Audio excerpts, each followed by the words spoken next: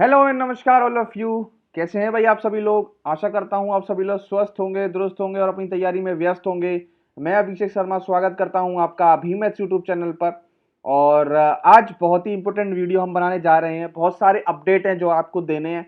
एक एक करके सारी अपडेट धीरे धीरे हम आपको देंगे। क्या क्या अपडेट हैं वो एक बार देख लेंगे। SSC C H S L 2019 जिनका रिजल्ट आ गया था, उनके पोस्टल असिस्टेंट और सॉर्टिंग असिस्टेंट के पीए और एसए के प्रेफरेंस का फॉर्म आउट हो चुका है वेबसाइट पर। प्रेफरेंस फॉर्म कैसे भरना है, उसमें क्या फॉर्म आया है वो मैं आपको दिखाता हूं, क्या नोटिस आया है। ठीक है, लिंक ने काम करना बंद कर दिया है, शायद साइट जो है वो क्रैश कर गई है। और उसमें क्या क्या प्रोसेस है वो मैं एक बार आपको स्टेप बाय स्टेप सारा प्रोसेस बता दूंगा। जो भी बच्चे सीजीएल 2019 से जॉब ले चुके हैं, अगर वो प्रेफरेंस फॉर्म नहीं भरेंगे तो जो बच्चे रिमेनिंग बच जाते हैं तो उनको अपनी ड्रीम जॉब ड्रीम स्टेट मिल सकता है। ठीक है, तो वो बच्चे अवॉइड कर सकते हैं जिन्हें सीजीएल 19 में जगह ऑलरेडी मिल चुकी है, जिन्हें सीएचएसएल 19 में नहीं जाना है। जिनको जाना है वो जा सकते हैं। ठीक है, तो स्टेप बाय स्टेप हम बताएंगे उसमें क्या प्रोसेस है और किस तरीके से वो आपको फिल करना है। ठीक है, और दूसरी बात के एक दो दिन पहले एसएससी ने एक नोटिस जारी किया था जिसमें आपको टाइपिंग के बारे में कुछ जानकारी दी थी और उन्होंने टाइपिंग को किस तरीके से वो जांच करेंगे कॉपी की, उस तरीके के उन्होंने गाइडलाइंस कुछ दी थी, उन पर बात करेंगे। बहुत बच्चों को अलग अलग तरीके के डाउट आ गए हैं, पता नहीं किसने क्या वीडियो बना दी है कि ऑफलाइन होगा या ऑनलाइन होगा पेपर। ठीक है, ऑफलाइन है या ऑनलाइन है पेपर। ठीक है, तो ये सारी जो आपकी गलतफहमियां हैं वो सारी इसी वीडियो में दूर कर देंगे। ठीक है, और उसके बाद आरआरबी एनटीपीसी लेवल 2, लेवल 3 और लेवल 5 के जो आप एग्जाम दे के आए हैं, इनसे रिगार्डिंग भी एक न्यूज आ गई है और होपफुली कल वो न्यूज जो होगी वो लाइव होगी। और क्या न्यूज होगी हम उसके बारे में भी आपको सारी जानकारी दे देंगे। तो ये सारी जानकारी हमने पहले से ही अपने टेलीग्राम चैनल पर अपडेट कर दी है। जो भी हमारे टेलीग्राम चैनल पर ज्वाइन नहीं है, जो वो बच्चा हमारे जल्दी से जल्दी टेलीग्राम चैनल पर ज्वाइन हो जाए। लिंक जो है टेलीग्राम चैनल का वो डिस्क्रिप्शन में दिया गया है, डिस्क्रिप्शन में जाके लिंक का उपयोग करें और हमारे टेलीग्राम चैनल पर तुरंत के तुरंत ज्वाइन कर लें। ये सारी हमने जो जो नोटिस है वो सारे हमने अपने टेलीग्राम चैनल पर जैसे ही आए थे वैसे ही अपलोड कर दिए थे। वीडियो बनाने में थोड़ी सी देरी हो जाती है, लेकिन हम वीडियो इंपॉर्टेंट टॉपिक पर जरूर बनाते हैं। ठीक है, तो चलिए वीडियो को शुरू करते हैं और सारी कंफ्यूजन आपकी दूर करते हैं। वीडियो शुरू करने से पहले मैं आपको बता दूं कि जिन भी लोगों ने अभी तक टेक्स्ट बुक का पास नहीं लिया है, जल्दी से जल्दी टेक्स्ट बुक का पास ले लें। और इस टाइम तो अभी बहुत ही अच्छा एक ऑफर चल रहा है, सिलेक्शन आसान सेल, जिसमें 180 रुपए में पर ईयर का पास मिल रहा है आपको। लाइफ टाइम टेक्स्ट बुक पास मिल रहा है 180 पर ईयर रुपए में। हमारा अगर आप कोड इस्तेमाल करेंगे ABHI10 तो आपको इस 180 रुपए सालाना देना पड़ेगा टेक्स्ट बुक के पास का। तो जल्दी जाइए, ये ऑफर जो है वो वैलिड है, 2-3 दिन के लिए ही वैलिड है। और इसमें अगर आप अमेजोन वॉलेट से फीस देंगे तो 50 रुपए का फ्लैट कैशबैक भी आपको इसमें मिल रहा है।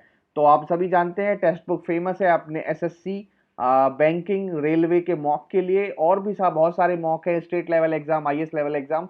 जल्दी जाइए, मॉक देना शुरू करिए और अपनी तैयारी को जांचिए, तैयारी कहां पर है, और अपनी तैयारी को एक्सेल करिए, आगे बढ़ाइए। टेक्स्ट बुक का मॉक खरीदिए और हमारा कोड इस्तेमाल करिए ABHI10। ये रहा नोटिस। ये जो नोटिस है वो सीएचएसएल 19 वालों के लिए, जो पीए, पोस्टल असिस्टेंट और सॉर्टिंग असिस्टेंट में मिनिस्ट्री ऑफ पोस्ट में जिनको जगह मिली है, उनके लिए नोटिस जारी हो गया है। ये जो नोटिस है, उस नोटिस में क्या है, इस नोटिस में प्रेफरेंस फॉर्म है। ठीक है, यहाँ पर एक लिंक आपको दिया गया है, इस लिंक पर जाकर आप अपनी प्रेफरेंस भर सकते हैं। टाइप ब्रेकिंग में कैसे अलॉट होगा, सारी की सारी चीजें आपको इसी में दी गई है, इस पीडीएफ में। अगर आपने ये पीडीएफ पढ़ी होगी तो आपको सारी जानकारी इसमें मिल गई होगी, लेकिन मैं इंपॉर्टेंट बात आपको बता देता हूं। ठीक है, तो देखिए सबसे पहले इन्होंने क्या दिया है, इसमें एक लेटर इशू किया है। उस लेटर में उन्होंने बताया है कि सिलेक्टेड कैंडिडेट जो जो हैं उन्होंने उसके नाम दे दिए हैं।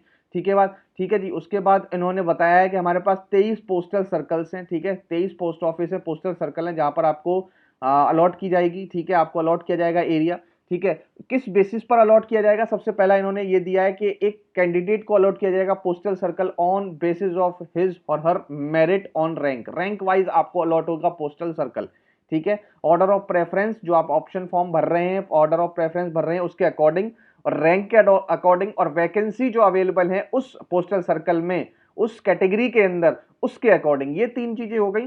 ठीक है, रैंक हो गई आपकी, और आपकी वैकेंसी हो गई, और आपका जो ऑर्डर ऑफ प्रेफरेंस है उसके, ये तीनों के अकॉर्डिंग। अब इसमें छूट किस किस बच्चे को मिलेगी वो आप देख लीजिए। ठीक है, क्या मिलेगी, उन्होंने बोला है सबसे पहले पीडब्ल्यूडी कैंडिडेट को अलॉट किया जाएगा। ठीक है, उनकी रैंक वाइज, उनके मेरिट वाइज, ठीक है, उनके एरिया के वाइज। उसके बाद एक्स सर्विसमैन को मिलेगी। ठीक है, एक्स सर्विसमैन कैंडिडेट आएंगे, उनके बाद सबसे पहले पीडब्ल्यूडी वाले कैंडिडेट को अलॉट किया जाएगा, फिर एक्स सर्विसमैन वालों को अलॉट किया जाएगा। उसके बाद जब इनकी अलॉटमेंट खत्म हो जाएगी, पीडब्ल्यूडी वालों को, पीडब्ल्यूडी वाले और एक्स सर्विसमैन वाले कैंडिडेट, उसके बाद आपको आपकी रैंक के हिसाब से पोस्टल सर्कल अलॉट होंगे। मान लीजिए वैसे मैं आपको बता रहा हूँ, मान लीजिए जनरल हरियाणा है। ठीक है, हरियाणा में मान लीजिए 20 वैकेंसी है। ठीक है, 20 में से 5 अगर पीडब्ल्यूडी की हैं और 7 या 5 ही, ये मैं एग्जांपल मान रहा हूँ। ठीक है, 5 पीडब्ल्यूडी कैंडिडेट की हैं, 5 एक्स सर्विसमैन की हैं, 10 हो गई। अब 10 अदर कैटेगरी में बच गई। ठीक है, पहले इन दोनों को, जो उन्होंने, अगर इन्होंने इन पांचों ने हरियाणा भरा है, ठीक है, 5 है, मतलब इन पीडब्ल्यूडी कैंडिडेट कुछ 5 होंगे। ठीक है, अगर उन्होंने हरियाणा भरा है तो सबसे पहले इनको पोस्ट मिलेगी, फिर इनको पोस्ट मिलेगी। ठीक है, अब उसके बाद बच गई 10, अब उनके बाद इनको पोस्ट मिलेगी। ठीक है, बात समझ में आ रही है। ठीक है, तो उन्होंने यही इसमें बताया कि किस किस को पोस्ट पहले प्रेफरेंस दी जाएगी मेरिट लिस्ट के अंदर। बात समझ में आ गई। उसके बाद उन्होंने बोला है postal circle wise, category wise vacancy जो है वो इसी नोटिस में पीछे की तरफ लगा दी गई है, आप एक बार चेक कर लेना। ठीक है, अच्छी खासी वैकेंसी है। ये रहा उनका लिंक। ठीक है, और ये लिंक जो हमने अपने टेलीग्राम चैनल पर भी डलवा दिया था। ठीक है, ये इसमें काम तो किया था, शुरू के आधे घंटे ही काम किया था, 30 मिनट, क्योंकि बहुत सारे बच्चे हैं, करीबन करीबन 4000 3,500 बच्चे हैं। तो मेरे ख्याल से सारे बच्चों ने पहले साइट खोल ली, और ये साइट जो है वो क्रैश कर चुकी है। ठीक है, अब इस साइट पे इस लिंक से कुछ भी नहीं खुल रहा है। तो अभी 1-2 दिन का समय दीजिए, और आप 10 जुलाई तक बिल्कुल घबराएं नहीं, बिल्कुल घबराएं नहीं, सब कुछ सोच समझ के करिए, इतनी जल्दी नहीं, जल्दबाजी मत बचाइए, ये प्रेफरेंस का मामला है। ठीक है, आपको कहाँ कहाँ जॉब करनी है उनको आगे रखिए, प्रेफरेंस का मामला है, इसमें जल्दबाजी बिल्कुल भी ना बरतें। ठीक है, आया है तो आते ही खोल के तुरंत फिल मत कर दीजिए, इसमें कोई जल्दबाजी नहीं है, जो पहले फिल कर देगा उसको जॉब नहीं मिलेगी। ठीक है, जॉब रैंक के हिसाब से ही मिलेगी। और मेरा मानना है कि पूरी तसल्ली के साथ 10 जुलाई तक का समय है, अभी 1 जुलाई भी नहीं आई है, अभी सिर्फ आपका 21 जुलाई है, तो करीबन करीबन 15 दिन मिले हैं आपको।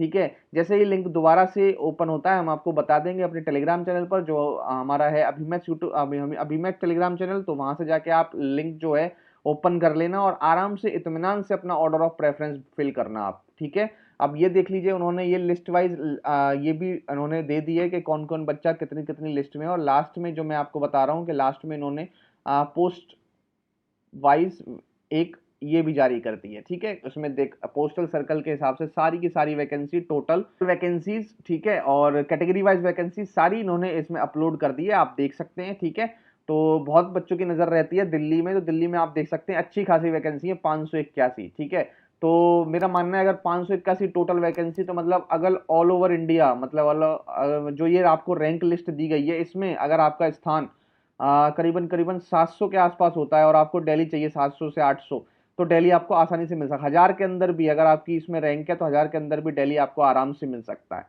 ठीक है, तो बिल्कुल घबरा नहीं, जिनको दिल्ली चाहिए बहुत सुनहरा मौका है, दिल्ली मिल जाएगा, मजे आ जाएंगे आप लोगों के। ठीक है, तो ये सारी बात थी CHSL 2019 की। अगर कोई भी डाउट है अभी भी इससे रिलेटेड, तो कृपया करके आप हमें मेल कर सकते हैं, आप इस वीडियो के नीचे कमेंट कर सकते हैं, मैं आपको कमेंट का जवाब जरूर दूंगा, अवश्य दूंगा। ठीक है, और हमारे टेलीग्राम चैनल पर भी ज्वाइन कर सकते हैं, वहां पर भी कोई अगर आपको इशू है तो आप पूछ सकते हैं। अब हम बताते हैं कि आपको इस जो प्रेफरेंस फॉर्म है वो किस तरीके से फिल करना है। ठीक है, किस तरीके से प्रेफरेंस का फॉर्म फिल करना है। हालांकि अभी लिंक नहीं चल रहा है, लेकिन प्रेफरेंस फॉर्म में हम बता देते हैं क्या क्या कोई आपको गलती नहीं करनी है, हम आपको स्टेप्स बता देते हैं क्या क्या है।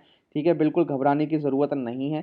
सबसे पहले आपको उस लिंक ओपन करना है, उस लिंक को ओपन करने के बाद आपको अपना मोबाइल नंबर डालना है। मोबाइल नंबर आप कोई भी डाल सकते हैं। बच्चों का डाउट होगा कि सर जिस टाइम हमने फॉर्म भरा था उस टाइम जो मोबाइल था, अब हमारे पास वो मोबाइल नंबर नहीं है, सिम बदल गई है, क्या करें। भाई साहब, जो भी मोबाइल नंबर आपके पास इस टाइम है वो मोबाइल नंबर डाल दो, और जो भी मोबाइल नंबर जो आपके पास अगले 3-4 महीने में रहने वाला है, क्योंकि जो भी कॉन्टैक्ट होगा फिर इस मोबाइल नंबर से होगा, वो मोबाइल नंबर आप इसमें डाल सकते हैं। किसी का चेंज भी हो सकता है, वो भी डाल सकता है, लेकिन वो मोबाइल नंबर आपके पास रहना चाहिए 3 से 4 महीने, जब तक आपकी ज्वाइनिंग नहीं हो जाती है। उसके बाद ईमेल आईडी भी आप कोई भी डाल सकते हैं, लेकिन जब तक 3 से 4 महीने वही ईमेल आईडी डालें जिसको आप चला रहे हैं। बात खत्म। उसके बाद ईमेल आईडी डालने के बाद आप क्या करेंगे, आपको अपनी फोटो अपलोड करनी होगी। आपको अपने फोटो जो है वो 20 से 50 KB, आप सभी जानते हैं। ठीक है, इसके अंदर की अपलोड करनी पड़ेगी। उसके बाद आपको अपने सिग्नेचर अपलोड करने पड़ेंगे, ठीक है। उसके बाद आपको अपने आईडी प्रूफ डालने पड़ेंगे, आधार कार्ड भी डाल देंगे तो चलेगा, ठीक है। उसके बाद अपनी कोई 10th की डिटेल्स कुछ मांगेगा, रोल नंबर वगैरह, ठीक है। और उसके बाद आपका स्टेट का प्रेफरेंस जो है, प्रेफरेंस फॉर्म खुलेगा, उसमें आप 1 से लेके जितनी भी प्रेफरेंस है, 23 पोस्टल सर्कल है, वो 23 पोस्टल में 1 से 23 तक आप अपनी प्रेफरेंस डाल देंगे। 1 से लेके 23 तक बहुत सोच समझ के प्रेफरेंस डालिएगा, क्योंकि ये अगर गलत हो जाती है प्रेफरेंस, तो अब कई बच्चों का डाउट ये होता है, भाई सर मैं प्रेफरेंस ही ना डालूं फिर क्या होगा? फिर ये होगा कि मान लो सबसे पहले पीडब्ल्यूडी वाले कैंडिडेट को मिलेगी जगह, फिर एक्स सर्विसमैन वालों को मिलेगी जगह, फिर उनको मिलेगी जिन्होंने स्टेट प्रेफरेंस डाली है according to vacancy rank list, ठीक है। उसके बाद उनको मिलेगी जिन्होंने प्रेफरेंस डाली ही नहीं है, ठीक है। फिर जो बची कुछ चीजें हैं वो उन्हें मिल जाएंगी, ठीक है। इसका मतलब ये नहीं है प्रेफरेंस डालोगे तो आपका सिलेक्शन नहीं होगा, लेकिन प्रेफरेंस डालोगे तो आपको अपनी स्टेट मिलेगी, नहीं डालोगे तो जो मन चाहेगी वो आपको सरकार दे देगी, ठीक है। तो ये सब पहले जो मोबाइल नंबर ईमेल वगैरह करने के बाद क्या होता है कि आपका ईमेल पर आईडी पासवर्ड आ जाता है। उस आईडी पासवर्ड से आप अंदर जाके दोबारा उस लिंक पे जाके लॉगिन कर लेंगे, ठीक है। लॉगिन करके आप ये सारी चीजें करेंगे, फोटो, सिग्नेचर, आईडी प्रूफ, आपकी स्टेट प्रेफरेंस, और स्टेट प्रेफरेंस फिल करने के बाद वहां पर एक प्रिंट का ऑप्शन आएगा। प्रिंट का ऑप्शन आने के बाद आप उसका प्रिंट निकालेंगे, ठीक है। प्रिंट निकालने के बाद आप उसको जो वहां पर एड्रेस लिखा हुआ है, ठीक है, जो एड्रेस लिखा हुआ है वहां उस एड्रेस पर आप उसको स्पीड पोस्ट करके आ जाना। खुद से स्पीड पोस्ट करना, किसी और को मत दे देना। कोई मान लो आपको दे दिया और किसी और को थमा दिया, भाई तू करिया मेरा स्पीड पोस्ट, मेरे पे टाइम नहीं है, और मान लो वो स्पीड पोस्ट करने ही नहीं गया, फिर क्या कर लोगे? इसलिए अपने हाथों से स्पीड पोस्ट करना, उसकी पर्ची लेके आना और टाइम टू टाइम उसमें देखते रहना वो पहुंचा कि नहीं पहुंचा, ठीक है। बात समझ गए? सारी बात क्लियर हो गई? कोई भी अगर डाउट हो तो हम आप हमें कमेंट कर सकते हैं, आप हमसे कुछ भी डाउट पूछ सकते हैं, ठीक है। हाँ जी, तो ये रहा भाई एसएससी सीएचएसएल 2020 के लिए, ठीक है, ये नोटिस। अब इस नोटिस को आए हुए करीबन करीबन 24 घंटे हो चुके हैं, ठीक है। हमें वीडियो इसलिए बनानी पड़ रही है क्योंकि बच्चे बहुत परेशान हो गए हैं। मुझे समझ में नहीं आ रहा बच्चे परेशान क्यों हो गए। मुझे ये बताओ, जब भी टाइपिंग होने वाली होती है ना, तो एसएससी कोई ना कोई एक आध नोटिस जारी कर ही देता है। इसका मतलब ये नहीं है कि उन्होंने पैटर्न चेंज कर दिया हो, ठीक है। थोड़ा बहुत पैटर्न चेंज हुआ है, हम मानते हैं इसमें थोड़ा बहुत पैटर्न चेंज हुआ है। और क्या हुआ है, वो सिर्फ और सिर्फ मार्किंग स्कीम में चेंज हुआ है। मतलब ये किस तरीके के आधार पर हाफ एरर और फुल एरर किस तरीके से ये लोग काउंट करेंगे, ठीक है। और इन्होंने एक दो पॉइंट इंपॉर्टेंट हैं जो उसमें नहीं थे, जो पहले इनकी जो स्कीम होती थी उसमें नहीं थे, सिर्फ इन्होंने इसमें चेंजेस थोड़े बहुत किए हैं, ठीक है। आप ये मत लगाओ अनुमान के अब ये आपके मतलब ये ऑफलाइन पेपर ले लेंगे या ऑफलाइन आपको शीट देंगे, उस पर कुछ लिखा होगा, वो आपको कंप्यूटर में लिखना होगा। अब ऐसा नहीं होने वाला। जो चीज ऑनलाइन स्टार्ट हो जाती है वो ऑनलाइन स्टार्ट हो जाती है, वो कभी भी आप बैक पीछे की तरफ नहीं जाता, आदमी ऊपर की तरफ जाता है, ठीक है। ऑनलाइन से भी कोई और हाईटेक चीज होने वाली होती तो ये करते, लेकिन अभी ये ऑनलाइन ही करेंगे। ऐसा कुछ नहीं है। बच्चों के बहुत सारे डाउट हैं, ऑफलाइन ऑफलाइन बच्चे गा रहे हैं, ऑफलाइन ऑफलाइन कुछ नहीं होने वाला, ऑनलाइन ही होगा। और जिस तरीके से टीसीएस के हैंडल से हुआ था पीछे भी 2019 सीजीएल में भी, सीएचएसएल में भी, 2018 सीजीएल में भी, सीएचएसएल में भी, उसी तरीके से सीएचएसएल 2020 की भी टाइपिंग कंडक्ट कराई जाएगी। इसमें बिल्कुल भी घबराने की जरूरत नहीं है। बच्चे जैसे तैयारी कर रहे हैं वैसे तैयारी करते रहें, दिक्कत वाली बात नहीं है। अब मैं आपको एक एक पॉइंट इस नोटिस में जो था वो मैं आपको एक एक पॉइंट बता दूंगा, ठीक है। और अच्छी तरह देख लेना और बिल्कुल घबराने की जरूरत नहीं है। और ऐसे यूट्यूब चैनलों से दूर रहो जो आपको भ्रम फैला रहे हैं और ये बता रहे हैं कि ऑफलाइन पेपर होगा मतलब एक पेज दे दिया जाएगा और आपको फिर वो पेज टाइप करना होगा। ऐसा कुछ भी नहीं होने वाला, हमारी बात मानिए, कुछ भी नहीं, ऐसा नहीं होने वाला है, ठीक है। देखिए इन्होंने रिवाइज गाइडलाइन दी है इवेल्युएशन ऑफ टाइपिंग टेस्ट की या टेस्ट की, ठीक है। इवेल्युएशन कैसे करेंगे ये, मतलब स्कीम क्या है इनकी मार्किंग की, ये इन्होंने सिर्फ ये जानकारी आपको दी है। इसमें यहाँ कहीं नहीं लिखा कि ऑफलाइन होने वाला है, ऑफलाइन ऑनलाइन होने वाला है। हाँ, इन्होंने एक दो पॉइंट ऐसे छोड़ दिए हैं। ऐसे ये भी क्या करते हैं, ये भी सिर्फ जो मेन पॉइंट होते हैं उन्होंने ये पूरा फॉर्मेट लिया होगा, जो मेन पॉइंट होते होंगे उन्होंने वहां पर कॉपी पेस्ट मार दिया है, बस वहां से हटा के कट पेस्ट, ठीक है। और जो जैसा था उन्होंने वैसा ही छोड़ दिया। अब आपको वो उस चीज को देख के ये लग रहा है कि नहीं अब तो ये ऑफलाइन पेपर ले लेंगे, जबकि ऐसा कुछ नहीं है, ऑफलाइन नहीं ले सकते अब ये पेपर, ठीक है। टीसीएस के पास ठीक है, टीसीएस खुद करवाएगा कंडक्ट, ये ऑफलाइन नहीं करवा पाएंगे अब, वो जमाने गए ऑफलाइन वाले, ठीक है। अब फुल मिस्टेक देख लीजिए, फुल मिस्टेक में बंदे क्या क्या है, इनमें आप आसानी से पढ़ सकते हैं फुल मिस्टेक क्या होती है। मैं आपको देखो नीचे से पढ़ के बताता हूं।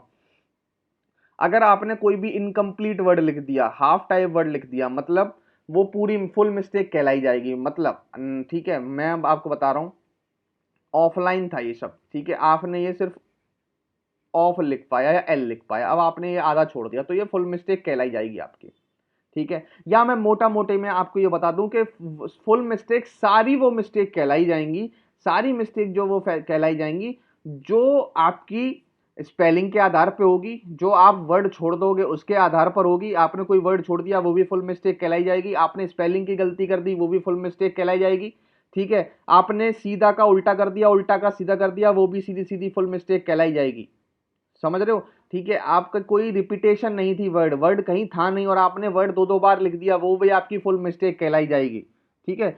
सारी मिस्टेक फुल मिस्टेक कहलाई जाएंगी, ठीक है। हाफ कौन सी कहलाई जाएंगी, हाफ ये कहलाई जाएंगी जो भी अल्फाबेट के अलावा जो भी मिस्टेक होंगी वो सारी हाफ कहलाई जाएंगी, ठीक है। सिंपल लैंग्वेज में बता दिया अब तो मैंने, ठीक है। अल्फाबेट के अलावा जो भी मिस्टेक्स होंगी वो आपकी हाफ मिस्टेक के अंदर आएंगी, और अल्फाबेट के अंदर जितनी मिस्टेक होंगी वो आपकी फुल मिस्टेक कहलाई जाएंगी। हाफ मिस्टेक जैसे कहीं कॉमा लगना था आपने कॉमा नहीं लगाया, फुल मिस्टेक नहीं, हाफ मिस्टेक कहलाई जाएगी। कहीं हाइफन लगना था आपने हाइफन नहीं लगाया, फुल मिस्टेक नहीं, हाफ मिस्टेक कहलाई जाएगी, ठीक है। कहीं स्पेस लगना था स्पेस नहीं लगाया, फुल मिस्टेक नहीं, हाफ मिस्टेक कहलाई जाएगी। पैराग्राफ चेंज करते टाइम आपने टैब बटन नहीं दबाया, फुल मिस्टेक नहीं, हाफ मिस्टेक कहलाई जाएगी, ठीक है। मतलब और अदर देन अल्फाबेट, अल्फाबेट में क्या हो रहा था, अगर आपने अल्फाबेट गलत लिख दिया तो फुल मिस्टेक कहलाई जाएगी। अल्फाबेट आपने मतलब कोई एक स्पेलिंग है गलत लिख दी, फुल मिस्टेक कहलाई जाएगी। अल्फाबेट मतलब पूरा एक नाम था आपने आधा ही लिखा, फुल मिस्टेक कहलाई जाएगी। इसके अलावा जो भी मिस्टेक होंगी हाइफन की, कॉमा की, सेमीकोलन की और आपकी उसकी स्पेस की, ठीक है, ये सारी जो मिस्टेक कहलाई जाएंगी ये सारी हाफ मिस्टेक कहलाई जाएंगी। बात समझ गए, ठीक है। रॉन्ग कैपिटलाइजेशन मतलब कहीं कैपिटल में था आपने स्मॉल लिख दिया, स्मॉल टाइप कर दिया, हाफ मिस्टेक कहलाई जाएगी, ठीक है। बात समझ गए ना, तो ये सारी मिस्टेक होंगी हाफ और उसके अदर देन सारी हो जाएंगी फुल। क्लियर बात हो गई, कोई दिक्कत नहीं हुई। अच्छा एक चीज आप इसमें जरूर ध्यान रखना कि पहले क्या था, मतलब मैंने भी दी हैं जितनी भी टाइपिंग, 4 टाइपिंग में भी दे चुका हूँ, CHS 18, CGL 18, CHSL 19, CGL 19, ठीक है। अभी तक जब भी पैराग्राफ चेंज नहीं करवाया उन लोगों ने, TCS वालों ने, मतलब जब भी हम टाइप किया तभी पैराग्राफ चेंज नहीं, मतलब हालांकि पैराग्राफ वहां चेंज होता था लेकिन इन लोगों ने ये बोला था कि पैराग्राफ चेंज करते टाइम आपको इंटर नहीं दबाना, ये गाइडलाइन होती थी इनकी पहले, ठीक है। बट अब ये आया है कि जब भी आपका पैराग्राफ चेंज होगा आप पैराग्राफ चेंज करेंगे और टैब की दबा के करेंगे, इंटर मत दबाना भाई साहब, टैब दबाना, ठीक है। आपका हाथ जाएगा इंटर पे और इंटर मत दबा देना, टैब दबाना। इंटर दबा दी तो हाफ मिस्टेक हो जाएगी, अगर आपने टैब नहीं दबाया तो भी हाफ मिस्टेक हो जाएगी। ऐसा नहीं है कि आप टैब नहीं दबाओगे तो आपकी आगे कॉपी चेक नहीं होगी या आप पूरी गलती हो चुकी आप फेल हो जाओगे, ऐसा कुछ नहीं है, डरना मत, ठीक है। टैब दबा दोगे तो हाफ मिस्टेक बच जाएगी, टैब नहीं दबाओगे हाफ मिस्टेक कैलकुलेट हो जाएगी, ये बात ध्यान रखना, ठीक है। इसमें ये जो नोट है ना, इस नोट को देख के आप घबरा गए होंगे, any correction made by pen और pencil will be treated as a mistake, ठीक है। ये नोट कुछ और ही कहीं चिपका दिया उन्होंने, कोई और मतलब कोई और फॉर्मेट होगा, पता नहीं क्या चिपका दिया उन्होंने।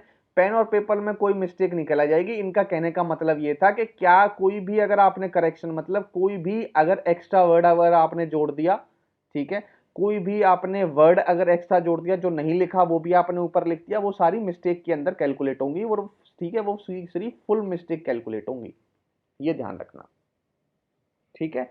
बात समझ गए, ठीक है। ये कैंडिडेट के कुछ इंस्ट्रक्शन है, मेरे ख्याल से इसमें कोई ऐसी वो खास बात नहीं है, टैब की के बारे में बताया गया है जो मैंने आपको बता दिया, ठीक है। और जिस भी बच्चे ने जैसी टाइपिंग के लिए ऑप्ट किया था उसी टाइपिंग में उसको टाइपिंग देनी होगी, वहां पर चेंज नहीं हो पाता, वहां पर सीधा सीधा आता, जैसे आप रोल नंबर पासवर्ड डाल के जाएंगे तो आपको साफ दिख जाएगा वहां पर इंग्लिश या हिंदी। जब आपने फॉर्म फिल किया होता तभी वहां पर आपने इंग्लिश हिंदी में कहीं लिखना था कि आपको हिंदी में टाइपिंग देनी है, अंग्रेजी में टाइपिंग देनी है, तो टाइपिंग अब चेंज नहीं हो सकती। वहां जाके कई बच्चों का ये भी होता है सर हम तो अंग्रेजी में प्रैक्टिस करके आए, हमें पता ही नहीं था कि हमने हिंदी वहां पे लिख रखा था, कि ये आपको देखना है भाई साहब, ठीक है। ये सारी चीजें आपनी है, ये सारी चीजें इनमें ये कुछ नहीं बोल सकते, ठीक है ना, ठीक है। मेरे ख्याल से मैंने सारी चीजें आपको बता दी हैं और आपकी कैसी तैयारी चल रही है, जो जो हमने बताया है आपको उसी तरीके से फॉलो करो, ठीक है। और टाइम अब बहुत पास में आ गया है और अपनी जो स्पीड है बढ़ाने के लिए आप 4-4 5-5 घंटे टाइपिंग को दो ताकि आपकी टाइपिंग क्लियर हो जाए। और मैं आपको बता रहा हूँ पहली बार टाइपिंग दे रहे हो तो हाथ कांपते हैं वहां पर जाके,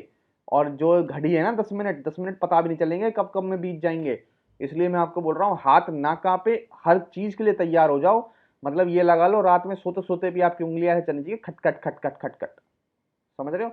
तो हाथ पाँव फूलने मत देना, बहुत प्यार से इत्मीनान से 10 मिनट देना। और इन्होंने यहाँ पर ये भी लिखा है, कई बच्चों का डाउट होता है कि हम बैक स्पेस यूज कर पाते हैं, उन्होंने यहाँ पर ये भी लिखा है 10 मिनट के अंदर अगर आपका पैराग्राफ कंप्लीट हो जाता है तो आप उसमें पीछे जाकर भी अपनी करेक्शन कर सकते हैं, उसके लिए कोई भी ऐसी दिक्कत नहीं है, कोई मार्क्स नहीं कटने वाले हैं, करेक्शन अलाउड है और पूरी तरीके से अलाउड है। ठीक है, बात समझ गए? कोई दिक्कत नहीं है। इन्होंने देखो इसमें दिखा है candidate not required to repeat the passage, passage को रिपीट नहीं करना, अगर उसका टाइम खत्म हो गया है, डिस्पोजल हो गया है, तो वो रिवाइज कर सकता है, उनकी मिस्टेक, अपनी मिस्टेक को करेक्ट कर सकता है, इनएक्यूरेसीज को करेक्ट कर सकता है। ठीक है, कोई दिक्कत नहीं होगी। कई बच्चों के ये भी डाउट होते हैं कि मैंने तो 10 बार बैक स्पेस दबा दिया, अब मेरी मिस्टेक तो काउंट नहीं हो जाएगी, ऐसा कुछ काउंट नहीं होने वाला आपका।